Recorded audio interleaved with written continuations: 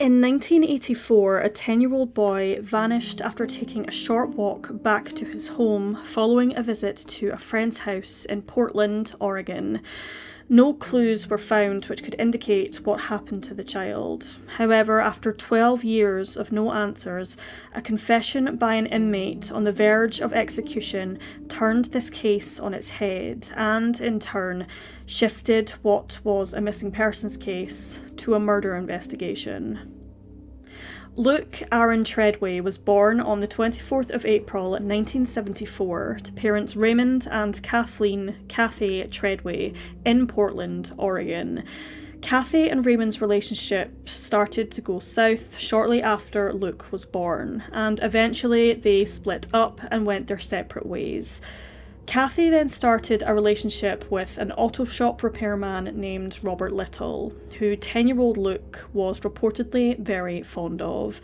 Despite his mother and her new boyfriend not being married by 1984, Luke referred to Robert as his dad. By May of that same year, Luke's mother was heavily pregnant with her second child, Robert's first, a daughter they later named Mary. Luke was very attentive towards his mother and the baby and expressed much excitement about becoming a big brother. Kathy and Robert did also go on to have another child 2 years later, a daughter named Rochelle. However, neither of the girls got the chance to meet their elder half-brother. On Wednesday, the 23rd of May, 1984, following a usual day at school, 10-year-old Luke asked his mother if he could visit a friend's house. His friend's residence was only a few minutes' walk away from the Tredway home, so Kathy was more than happy to allow her son to do so. After spending a fun evening with his friend, Luke decided to walk back home from his friend's residence in southeast Portland at approximately 5:15 p.m. However, his mother Kathy, who was just days away from giving birth, became increasingly concerned when her son failed to return home by 5:30. Luke should have been home by this time, and Kathy subsequently called her son's friend's parents, who informed her that Luke had left their property approximately 15 minutes prior, but by this time he still hadn't arrived home. This was highly unusual, and it shouldn't have taken more than 5 minutes or so for Luke to get home. Worried and concerned about her son's safety, Kathy then contacted authorities at approximately 7 p.m. to report her son as missing. However, a search wasn't initiated until 6 hours later, at around 1 a.m. Upon receiving the call from Kathy regarding her son's disappearance, police weren't initially concerned that a young boy was just a couple of hours late to arrive home, but Kathy knew that this was not like Luke at all, and as a result, she and her brother decided to take action and into their own hands, driving along the streets at 1 a.m. in the morning, speeding and passing through red lights, where police quickly followed suit back to the Tredway residence. It was a pretty drastic measure, but one they felt they had to take in order to get the police's full attention. Kathy explained the situation regarding her son's disappearance, and the police were then straight on the case.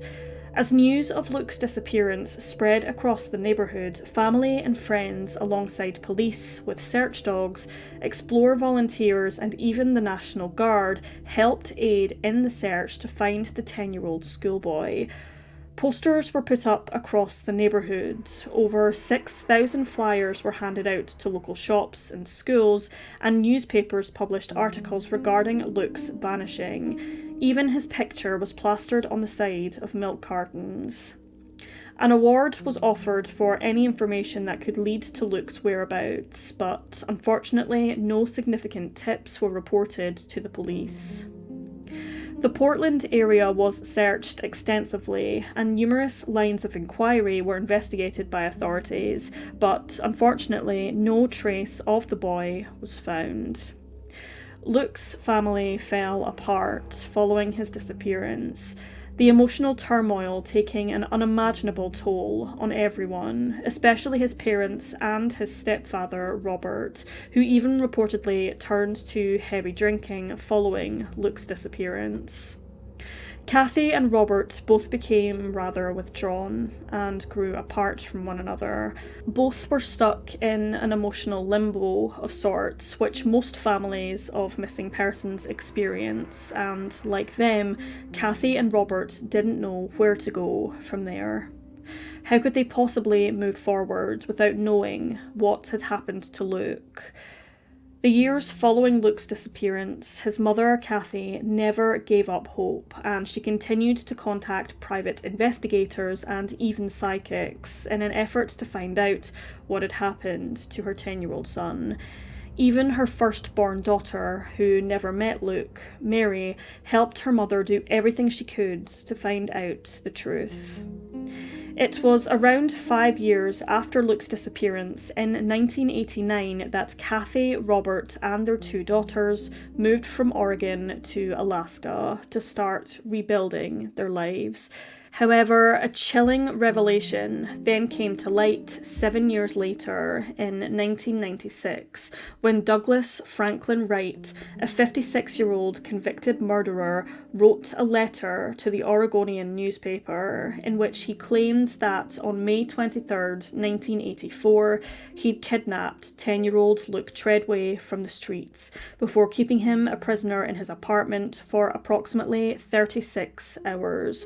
During the time he molested him, shot him 6 times in the head, and buried his remains in a shallow grave in amongst some brush in the vicinity of Mount Hood, located in rural Wasco County. He set out at dawn on May 25th to bury Luke's body so that he wouldn't be seen. The reason Wright gave for killing him was because he didn't want to be found out. He had been to prison before, and he didn't want to go back. In this letter to the Oregonian, he wrote, quote, "I wanted to make it as quick and painless as possible. I didn't want to hurt the boy. I wanted to kill the boy." Wright recounted in this letter what had happened before and after he abducted Luke, claiming the 2 actually drove past the Tredway family home following his abduction. Quote, "Luke pointed out his home and his mother, who was standing at her front door talking to a neighbour. She was unaware that the 1965 green Volkswagen driving by contained her son." Wright claimed that he was driving around the neighbourhood, quote, "hunting for boys between the ages of 14 and 18 years old. Luke was just in the wrong place at the wrong time." Wright drove a little ahead of Luke before kidnapping him, snatching him from the streets. It is reported that due to the fact that Wright was due to be executed by lethal injection the following week for the 1991 murders of 4 homeless men in Warm Springs Indian Reservation, he confessed to Luke's murder because he, quote, "wanted to do something positive" before he died.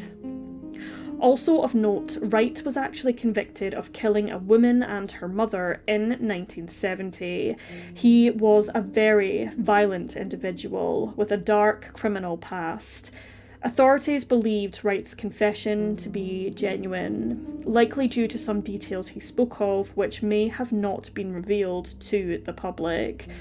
Authorities, unfortunately, decided not to prosecute Wright over Luke's death, since he was already due to be put to death the following week. Despite the Mount Hood area being searched extensively for any human remains, with assistance from Wright himself in order to find the burial site, Luke Tredway's body has never been located.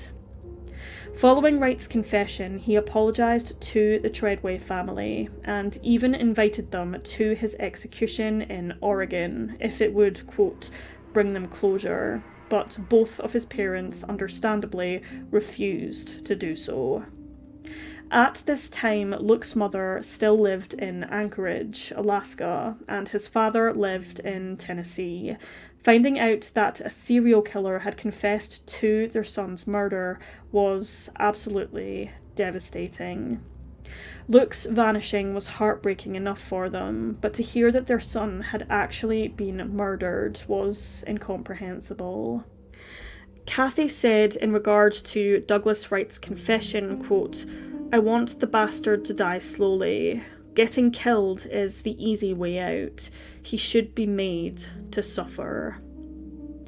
Douglas Wright was administered the lethal injection at 12:01 on Friday the 6th of September 1996 and was the first criminal to be executed in such a way in Oregon State. He was pronounced dead at approximately 12:16 a.m. This brought justice for the victims, but not closure, especially for Luke Tredway's family. As time has passed, hope of finding any answers is dwindling for the Tredways. How can his family possibly move on if they don't have some sort of closure? How can they truly say their goodbyes without a body? At the time of his disappearance, Luke Tredway was 10 years old.